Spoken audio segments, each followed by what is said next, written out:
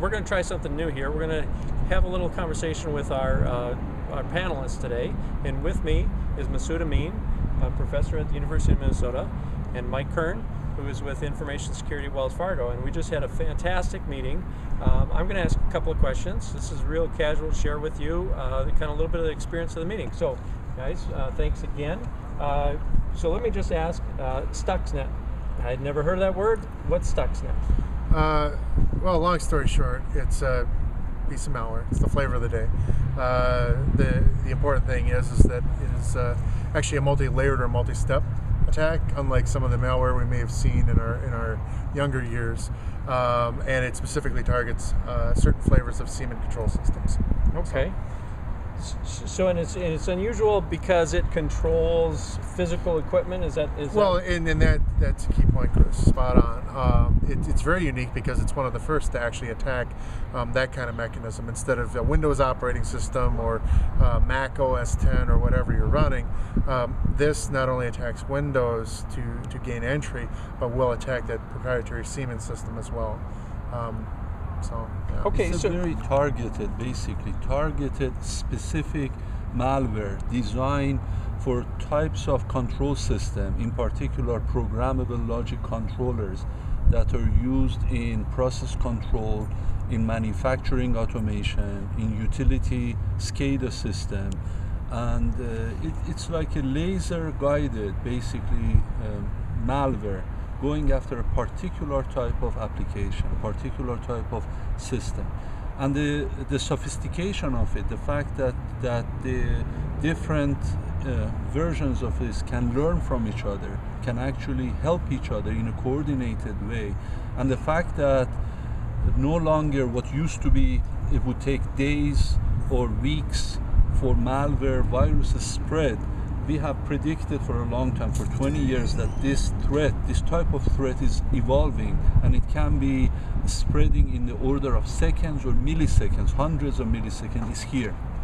So this is just the beginning of, unfortunately, the types of attacks most likely designed, targeted, laser-guided weapons rather than shotguns that we are going to see more and more of. So let me ask you the question that occasionally I get asked in my work. What keeps you awake at night? Well, for me, I think the thing that keeps me awake is the threat that I don't see. Stux we can see, Zeus we can see, Clampy we can see all of those. But with every new piece of malware, the stakes of the game are raised. The sophistication becomes more complex for the malware. So we know about Stux. What don't we know about yet? And I think that's if I was to say one thing, that's kind of what keeps me awake. What don't I know? Massound? To echo Mike, same thing with the additional part that as a nation, as an individuals, we are very reactive. We wait for the disease to show up in order to counteract it and find cues for it.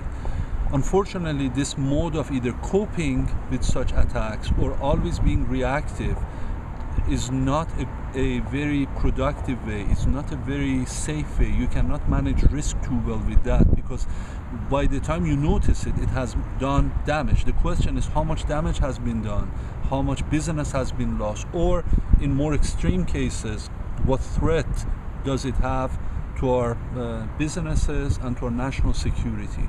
So what keeps me at night is a multi-pronged attack on our nation that includes cyber attack as in a coordinated way with other modes of attack, including low-hanging fruits of explosives and other things that can be used, and always being reactive. 9/11 report highlighted failure of imagination.